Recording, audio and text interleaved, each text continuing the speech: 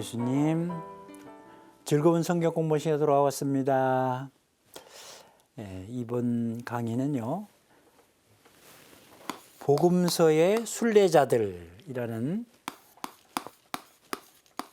주제를 다루겠습니다. 복음서의 순례자들.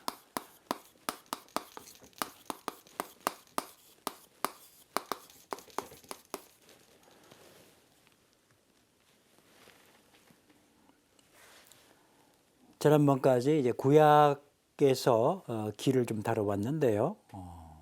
이제 신약으로 넘어옵니다.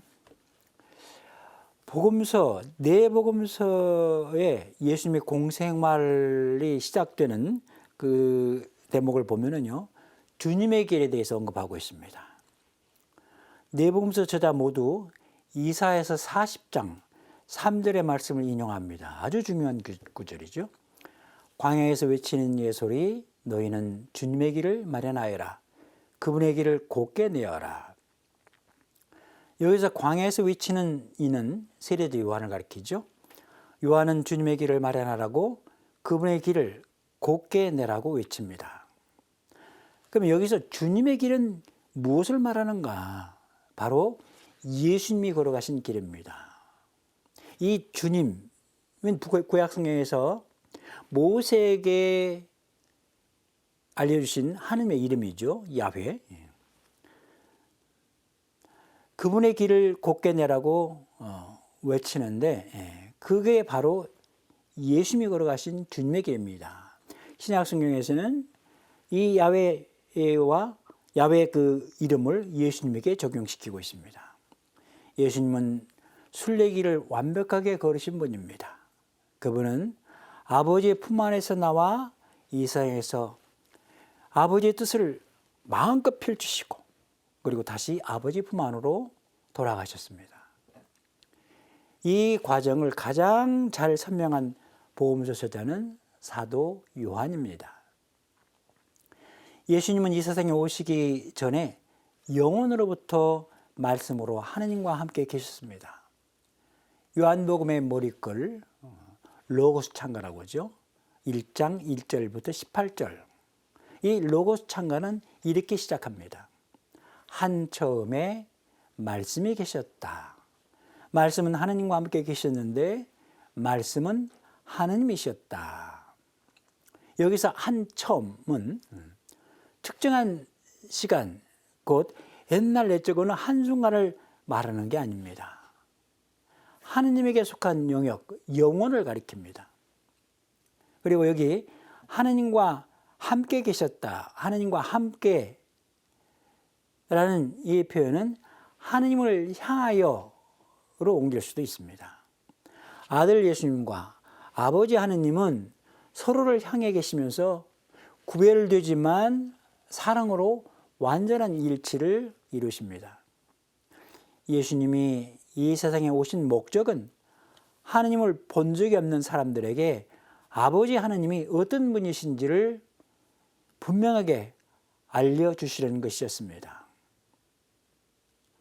아버지와 가장 가까우신 외아드님은 여기 요한복음 1장 18절에 보면 아무도 하느님을 본 적이 없다.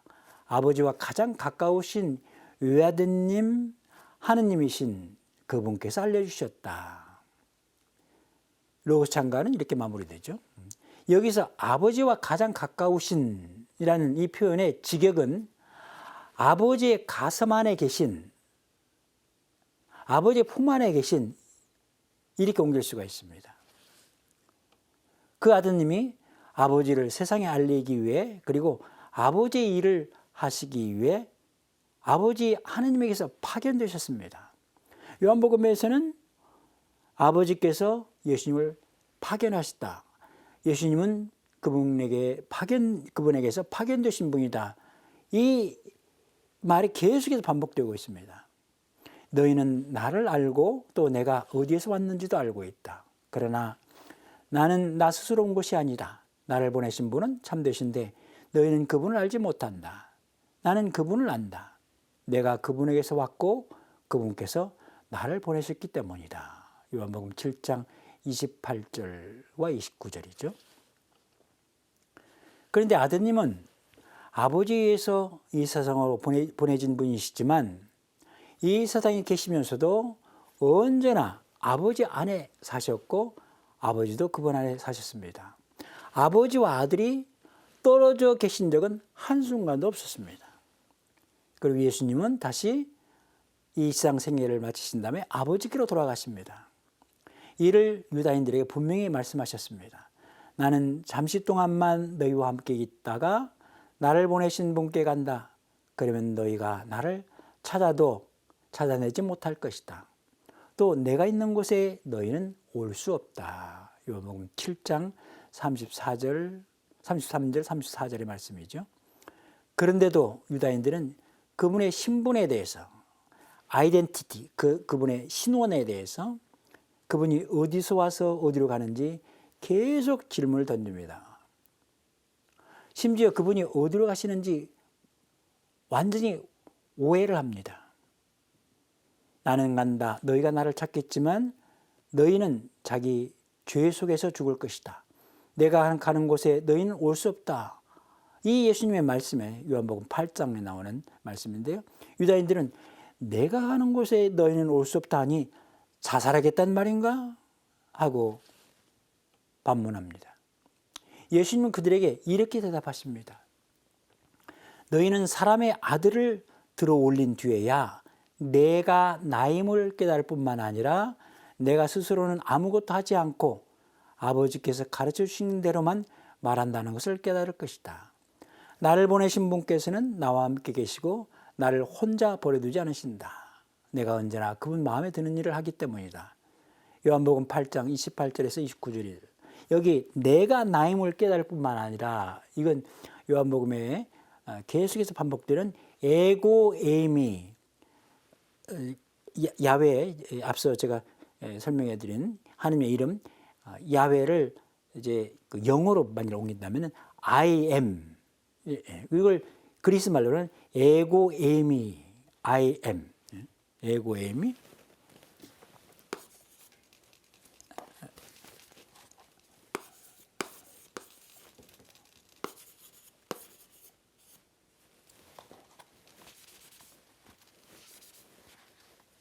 그죠? 여기 에고엠이 나 이다. 나는 이다. 그리고 이 용법은 똑같습니다. 그리고 여기 나는 있다. 나는 있는 자다. 내가 나다. 이것은 당신이 하느님과 같은 분이심을 말하는 거죠. 군중들만 예수님이 어디로 가시는지 그리고 그분의 길이 무엇인지 알려 못하는 게 아닙니다. 그분을 가까이서 지켜보고 함께 같이 살았던 제자들도 알지 못합니다. 우선 12제자의 우두머리 수장인 베드로가 묻습니다. 요한복음 13장 36절에 주님 어디로 가십니까? 예수님은 베드로에게 아버지께 간다라고 답변하시지 않고 이렇게 말씀하십니다. 내가 가는 곳에 네가 지금은 따라올 수 없다. 그러나 나중에는 따라오게 될 것이다.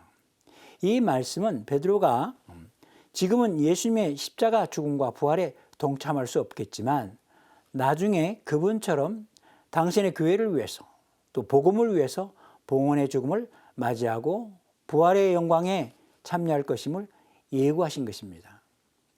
이어서 예수님은 제자들에게 아버지께 가서 그들이 머물 집을 마련하시겠다고 말씀하십니다. 그러면서 예수님은 제자들에게 당신이 어디로 가는지 그 길을 알고 있다고 말씀하십니다. 그때 토마스가 나서죠. 주님, 저희는 주님께서 어디로 가시는지 알지도 못하는데 어떻게 그 길을 알 수 있겠습니까?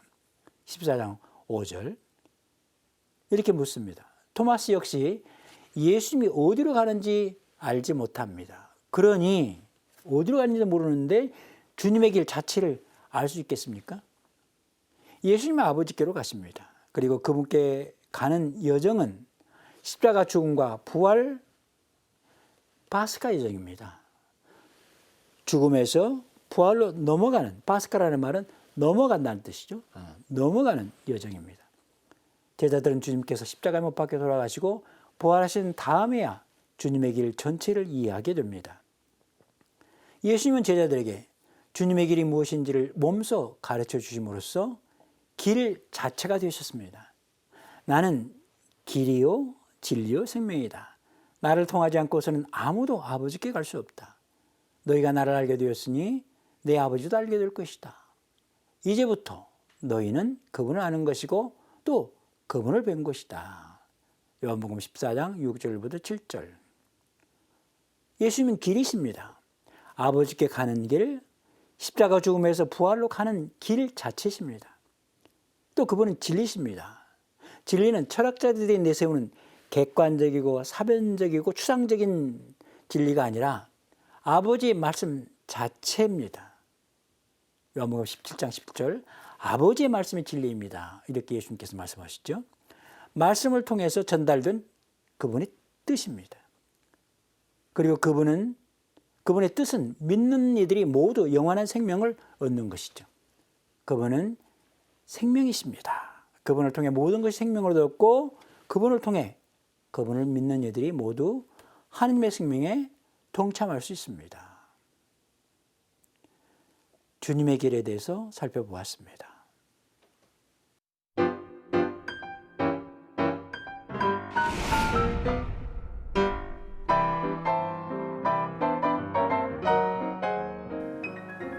주님의 길과 관련해서 두 사람을 소개하고 싶습니다.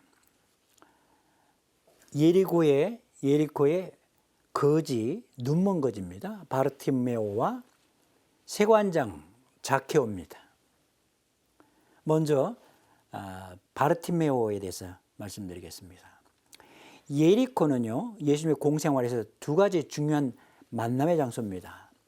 첫 번째는 예수님께서 거지, 그것도 눈먼 거지 바르티메오와 만남이 있었고, 두 번째는 세관장 자케오와 만남이 있었습니다.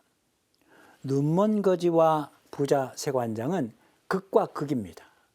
마테오와 마르코가 눈먼 거지와의 만남만 소개하는 데 반하여 루카는 세관장 자케오와의 만남도 함께 소개합니다.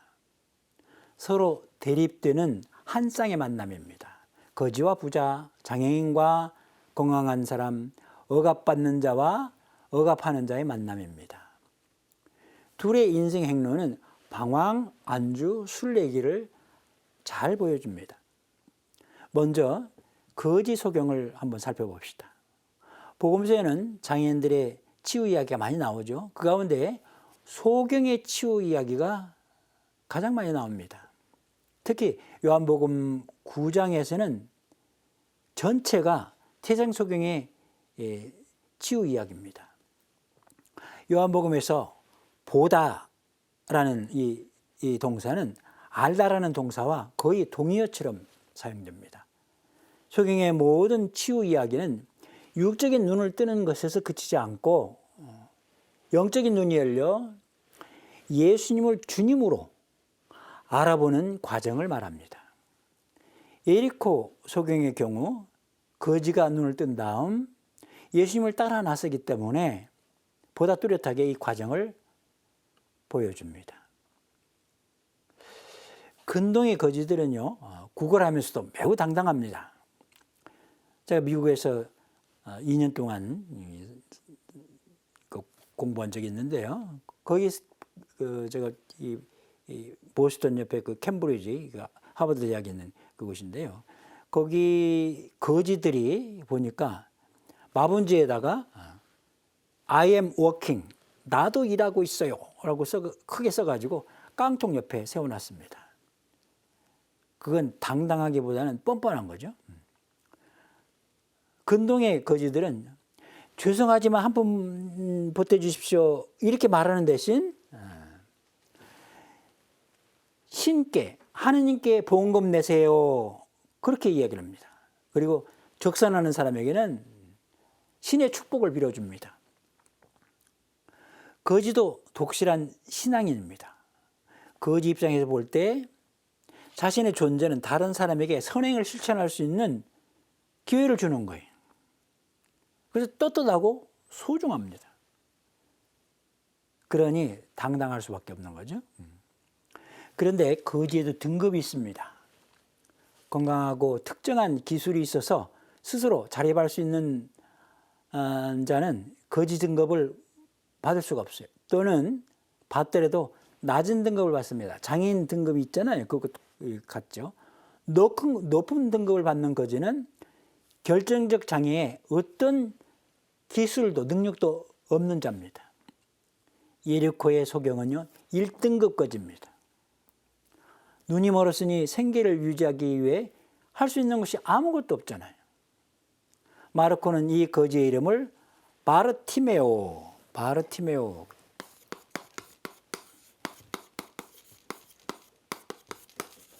바르는 아람어로 아들이라는 뜻이죠. 티메오의 아들이다. 근데 요 티메오, 요게 아람어 티모아에서 나왔습니다. 티모아.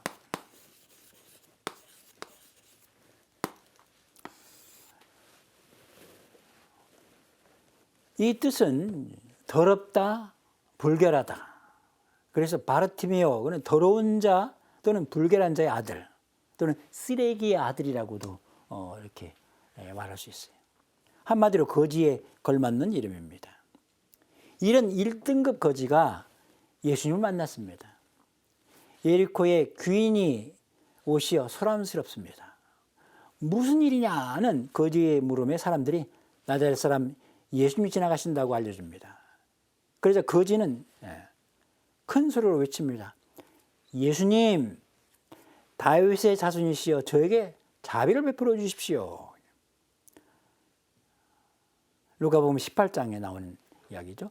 나자렛 예수님은 인성으로는 다윗의 자손이시고 신성으로는 하느님의 아들이시죠. 거지는 예수님을 다윗의 자손 메시아로 고백하고 도움을 청합니다. 사람들이 잠자코 있으라고 제지를 시키는데 잠자코 있으라는 그리스 말의 뉘앙스는 입 닥쳐라는 뜻이죠. 군중들의 제지에 아랑곳 없이 더 큰 소리로 이번에는 예수님을 빼고 다윗의 자손이시여 저에게 자비를 베풀어 주십시오 하고 외칩니다. 예수님은 사람들에게 그 거지를 데려오라고 하십니다. 그를 초대하신 것이죠. 그가 가까이 오자 무엇을 바라느냐. 눈먼 거지가 바라는 게 무엇이겠어요? 거지가 바라는 것이 한 푼 주세요 같은 적선이었다면 그를 제지하던 군중이 시끄러우니까 돈 몇 푼 주어서 잠잠하게 만들 수도 있었을 것입니다. 그러나 거지가 바라는 것은 그게 아니었어요. 예수님이 그것을 꿰뚫어 보셨기 때문에 내가 너에게 무엇을 해주기를 바라느냐 하고 굳이 물으십니다. 거지는 주님, 제가 다시 볼 수 있게 해주십시오 하고 청합니다. 예수님에 대한 거짓 호칭이 바뀌는 것에 주목할 필요가 있습니다. 처음에는 예수님, 그 다음에 다윗의 자손, 다윗의 자손에서 또다시 주님으로 바뀝니다. 거지가 지금 바라는 것은, 예수님에게 바라는 것은 돈 몇 푼이 아닙니다. 돈 몇 푼, 눈을 떠서 볼 수 있는 상태. 돈 몇 푼이 아니라 눈을 뜨는 거예요. 거지가 바라는 시력은 단순히 사물을 보기 위한 것이 아니라 궁극적으로 주님이신 예수님을 알아보기 위한 것입니다. 거지가 시력을 회복하게 되면 구걸하기에 가장 좋은 조건과 자격인 1등급 장애의 위치를 잃어버립니다. 거지는 더 이상 예리코에서 구걸할 수가 없습니다. 실제로 시력을 회복한 이 사람은 하나님을 찬양하면서 예수님을 따라 나섰습니다. 마르코 복음에 보면은 예수님이 부르셨을 때 거지가 자기 겉옷을 벗어 던졌다고 말합니다.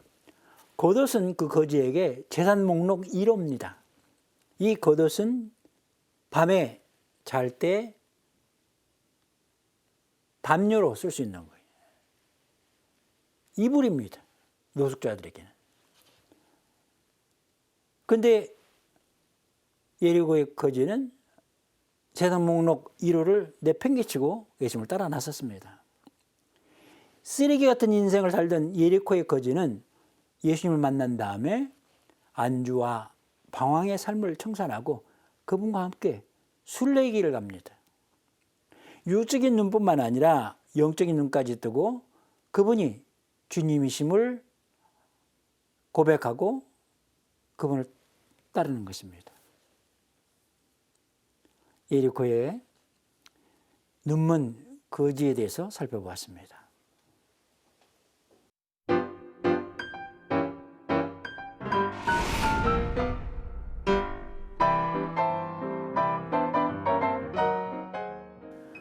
예리코의 눈먼 거지 이야기에 이어서 세완장 자케오의 이야기 살펴보겠습니다.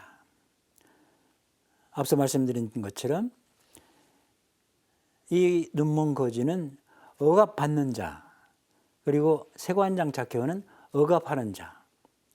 눈먼 거지는 가난한 자, 그 다음에 세관장 자케오는 부자, 그리고 또 눈먼 거지는 장애인, 그리고 세관장은 건강인입니다. 누가복음에만 나오는 자케오 이야기는 눈먼 거지 이야기에 바로 이어지죠. 두 이야기에서 예수님은 예리코를 지나가시는 분으로 소개합니다.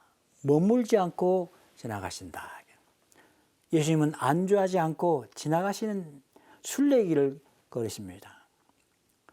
유명 인사가 이 오래된 성읍, 이 예리코는 기원전 7,000년, 8,000년 전에 세워진 세계에서 가장 오래된 도시 가운데 하나입니다. 이 오래된 성읍에 왔으니 그곳의 유력 인사들, 예를 들어 바리사이들과 율법학자들 또는 원로들이 환영 만찬을 성대하게 베풀려고 준비했었을 것입니다.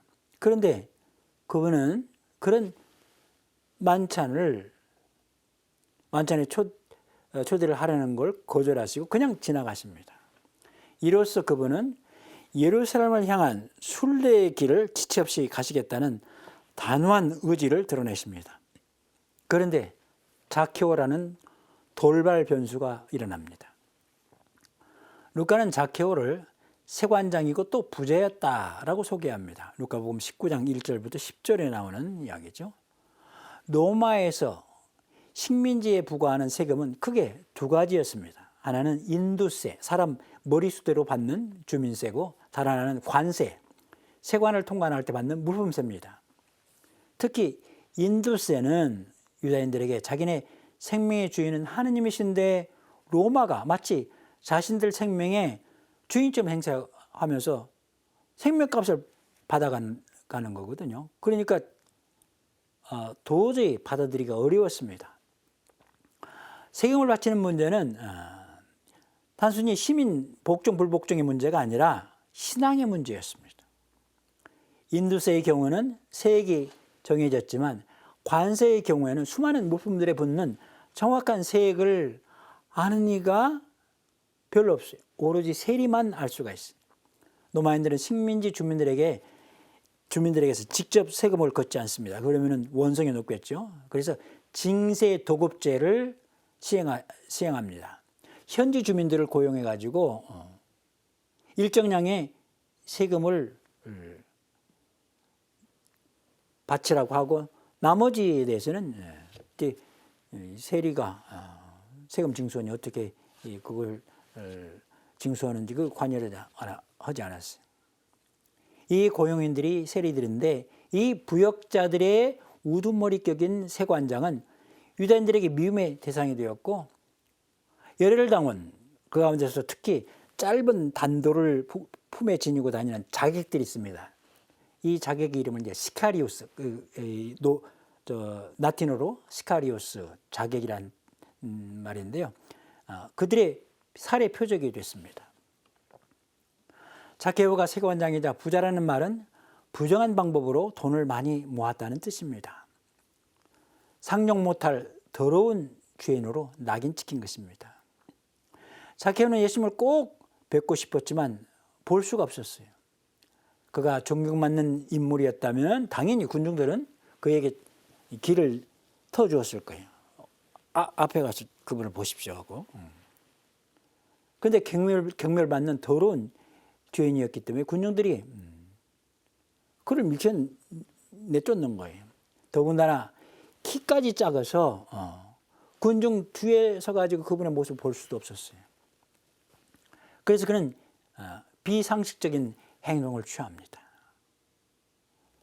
앞질러 달려가 돌무화과 나무로 올라갔다. 이렇게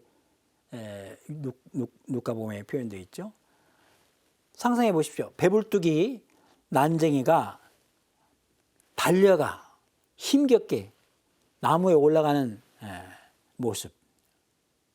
중동에서 점잖은 사람, 세도가, 부자 이런 사람들이 많은 사람들이 지켜보는 공적인 장소에서 달려간다는 것은 체면 꾸기는 일입니다. 우리나라 양반들도 웬만큼 다가보지 않으면 뛰는 법이 없었습니다. 돌무화과 나무는 키가 작고 잎이 무성해서 쉽게 오를 수가 있고 또 몸을 숨기기에 알맞습니다. 자케오가 나무에 올라간 목적을 누가는 이렇게 밝힙니다. 그곳을 지나가는 예수님을 보려는 것이었다. 이 세관장이 체면불사하고 달려가 채신머리 없이 돌무화과 나무에 올라간 것은 예수님을 뵙고 싶어서였습니다. 이 한 가지 목적이었어요. 당시 중동에서는 마을에 탁 트인 경관을 위해 잎이 무성한 나무를 동네 안에 심지 않고 밖에다 심었습니다. 대개 20여 미터 동네에서 떨어진 곳에 심었다고 합니다. 예수님이 에릭을 떠나시는 중이었어요. 그곳에서 베풀려는 연회를 거절하시고 동네 밖으로 나가신 상태였습니다. 돌무화과 나무에 매달린 자케오를 올려다보시고 예수님이 말씀하십니다. 자케오야, 얼른 내려오너라. 오늘은 내가 네 집에 머물러야 하겠다. 민족의 배신자 세관장이 다윗의 자손 메시아를 위해서 아래로 내려다보는 반면 구원자는 아래에서 위로 그를 올려다보고 있습니다. 그리고 한 사람의 방황하는 죄인을 찾기 위해서라면 사람들이 어떤 비난도 아랑곳하지 않으시고 과감하게 예수님이 행동하십니다. 성읍의 유지들이 주민들을 대표해서 화려한 환향만찬을 준비했는데 이를 거절하시고 그냥 당신 길을 가시려던 다윗의 후손 메시아가 생각을 바꾸십니다. 공적인 죄인과 식사는 물론이고 그 집에 들어가 묵기까지 하시겠다는 거예요. 중동에서 아무리 지위 높은 사람이더라도 마을에서 베푸는 환향만찬에 주관자를 손님이 직접 고르는 일은 없습니다. 바빌론 탈무드에 보면은요, 임금이나 시종이 어떤 마을을 방문했을 때 그 사람 신분에 따라서 임금 또 그 밑에 가까운 대관, 좀 쫄자 시종 다 신분에 맞춰서 연회를 준비한다고 합니다. 그런데 손님이 연회 주관자를 스스로 선택한다? 있을 수가 없는 거죠. 예를 들어서 주교님 본당에 사목 방문을 오셨다고 한번 가정해 봅시다. 사목 방문이 끝나고 나서 본당 신부를 제쳐놓고 특정인의 집에 가서 점심을 먹겠다고 하면은 본당 신부님과 사목교 임원들이 황당하겠죠. 더구나 그 자가 평소에 성당에도 잘 나오지 않고 냉담자예요. 본당 교우들이 다 미워하고 경멸하는 트러블 메이커, 말썽쟁이일 경우에는 더욱 그러겠죠.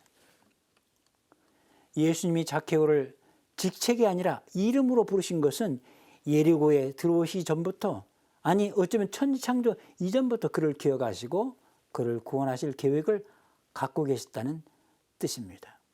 자케오야, 내려와라. 예리고의 사목 방문은 사람들로부터 열렬한 환영을 받고 마을 유지들과 멋진 만찬을 갖기 위한 것이 아니라 눈먼 거지와 길 잃은 세관장을 구원하기 위한 것이었습니다. 이런 예수님의 태도와 그분을 기쁘게 맞이하는 자케오의 모습을 보면서 군중은 모두 투덜댑니다. 저희가 죄인의 집에 들어가 먹는군. 그런 불평을 무시하고 자케오는 이렇게 말합니다.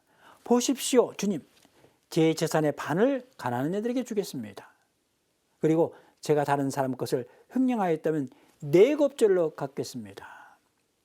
진정한 회개는 참 사랑, 큰 사랑을 만났을 때 이루어집니다. 사랑이 먼저고 그 다음에 회개가 그 다음입니다. 우리는 반대로 생각하잖아요. 우리가 회개하면 하나님께서 우리를 사랑하신 거로 착각합니다. 구원은 죄인 편에서 주도하는 것이 아니라 하나님 편에서 주도합니다. 하나님은 길 잃고 방황하는 죄인이 당신을 찾아 나서기에 앞서 그분이 먼저 죄인을 찾아 나서십니다. 구원은 선물인 동시에 과제입니다. 예수님의 호의에 자케오는 자기 재산을 가난한 이들에게 나눠주겠다는 자선과 또 손해를 끼친 사람들에게 너그럽게 되갚겠다는 보상으로 응답합니다. 선물과 과제, 둘이 서로 만났을 때 진정한 회개와 구원이 완성됩니다. 오늘 이 집에 구원이 내렸다. 이 사람도 아브라함의 자손이기 때문이다. 예수님은 이제 자케오도 안주를 끝내고 수레를 시작한 아브라함 집안에 속하게 되었음을 선언하십니다. 자케오와의 아름다운 만남 말씀드렸습니다.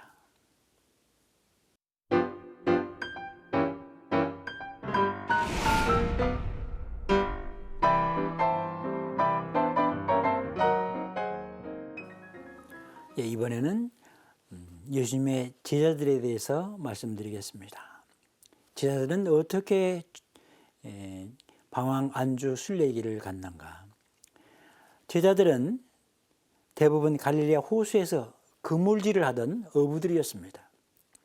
그런데 주님께서 그들을 부르시자 그물을 버리고 예수님을 따라 나섰습니다.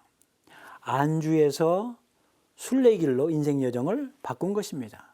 그러나 그들은 자신들을 부르신 나자렛 예수님이 누구신지 정확히 알지 못했습니다.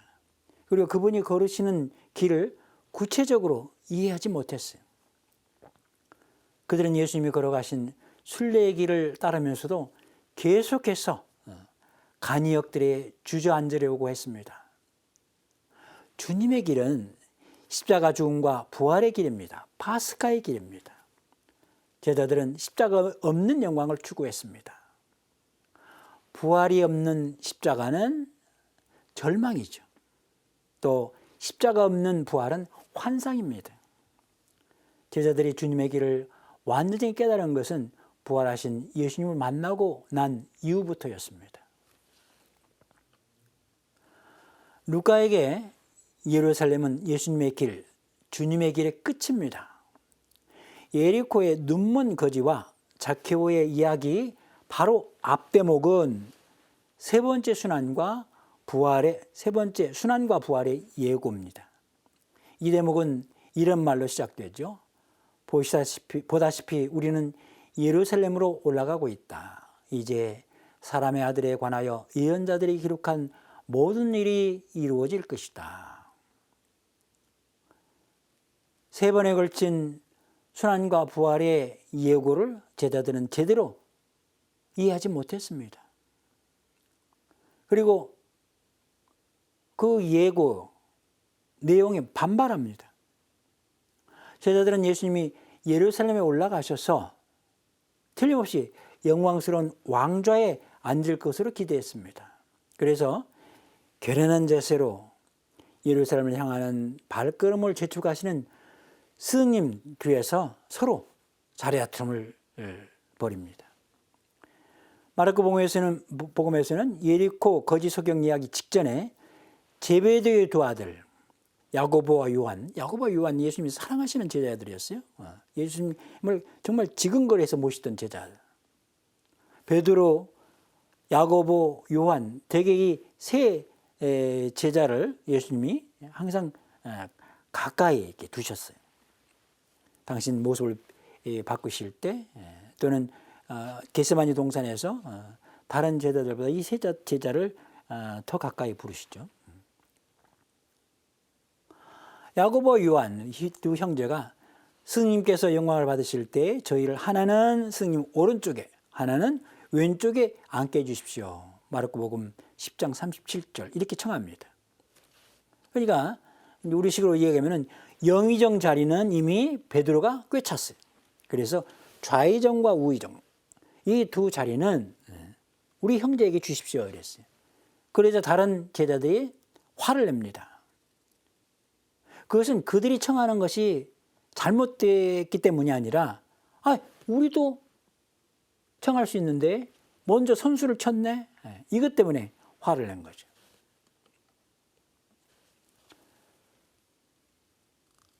순환예고 바로 앞에서는 베드로가 예수님을 따르는 데 얻게 될 보상을 넌지시 요구하는 대목이 나옵니다. 보시다시피 저희는 가진 것을 버리고 스님을 따랐습니다.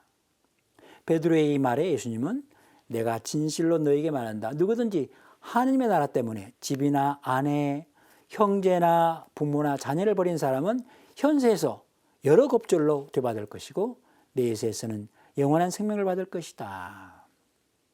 루카복음 18장 29절부터 30절 이렇게 제자들에게 말씀하십니다. 베드로와 제자들의 관심사는 모든 것을 버리고 주님을 따르는 것, 곧 주님께서 걸어가신 순례의 길을 가는 것이 아니었어요. 주님께서 주실 선물이었습니다.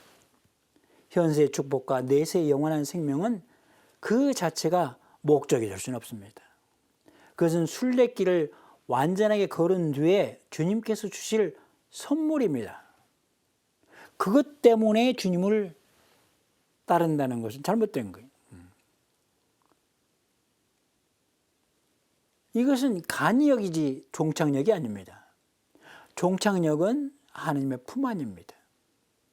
하나님과의 완전한 일치가 중요합니다.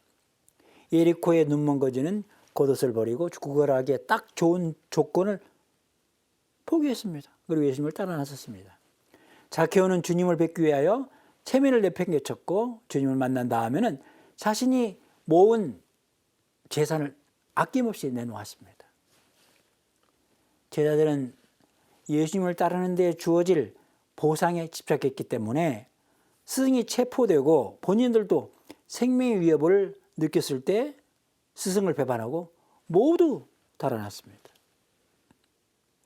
눈먼 거지와 부자 세관장의 이야기는 예수님이 억압받는 자와 억압하는 자 모두를 구원하시는 이야기입니다.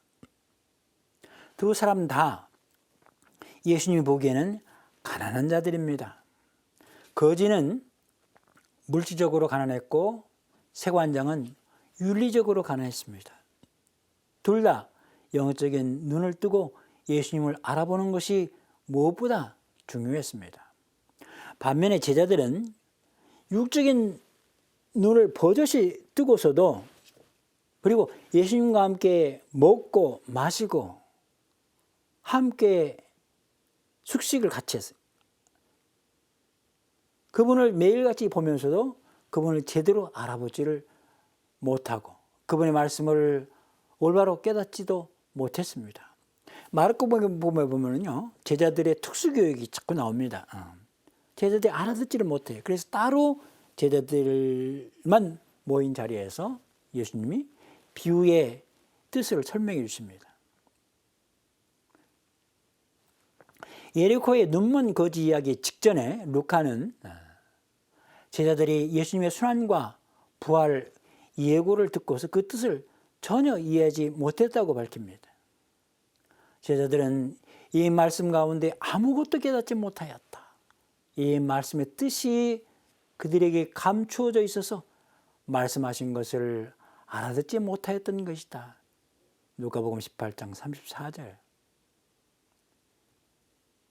그분이 십자가 못 박혀 돌아가시고 묻히시고 그 다음에 부활하신 다음에야 그분이 말씀하신 것을 깨닫게 됩니다. 복음서 저자들은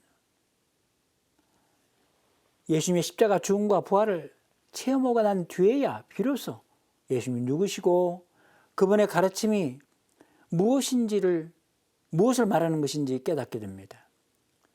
순례의 여정은 십자가 죽음을 거쳐서 부활의 영광으로 나가는 것입니다.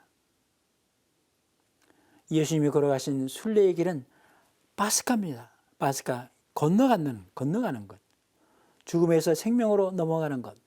죄와 죽음에서 사랑과 생명이신 하느님께로 건너가는 것. 그것이 바로 주님의 길입니다. 그리고 이 파스카 길 자체가 주님의 길의 핵심입니다. 오늘 주님의 길을 어떻게 따라야 되는지 예리코 소경과 그리고 자케오 세관장 자케오의 그 예를 들어서 설명을 해드렸고 그다음에 제자들은 주님의 길을 어떻게 이해를 했는가. 처음에는 이해를 못했지만 나중에 그분이 십자가 못 박혀 돌아가시고 또 부활하셔서 그들에게 나타나신 것을 체험하고 난 다음에야 깨닫게 된다는 거 이걸 말씀드렸습니다. 강복드리겠습니다. 주님께서 여러분과 함께 전능하신 천주 성부와 성자와 성령께서는 이 방송을 시청하는 모든 평화방송 시청자들에게 풍성히 내리시어 머물게 하소서. 아멘.